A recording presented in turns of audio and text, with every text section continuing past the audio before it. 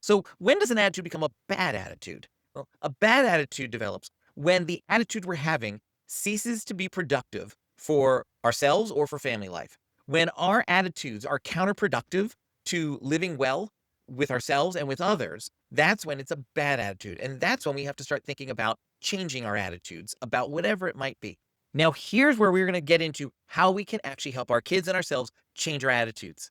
That's vital if we're going to be living life successfully following Jesus. We're going to have some bad attitudes in ourselves and our kids that we need to start changing. And how do we actually change them? Well, we need to understand the three parts of an attitude. An attitude has a behavior that we see on the outside. And oftentimes we catch ourselves parenting at the behavior level. Stop complaining about this. You've got a bad attitude about this. And that's where we stay, surface deep. We want to go heart deep. What's behind the bad attitude, the behavior that we're seeing, is an emotion. There's an emotion going on. Now, the emotion's not bad. God gave us emotions. We're supposed to be experiencing life through our emotions, but they're not supposed to be our informants for how we act. They're supposed to be our signals that we need to make decisions about how we act in that moment. So we don't want to tell a kid, hey, stop feeling this way. That's not the right response either. We need to go deeper into the heart. There's one more place, and that's behind a bad attitude is a thinking error. Remember, I said you need a little bit of information to draw a conclusion?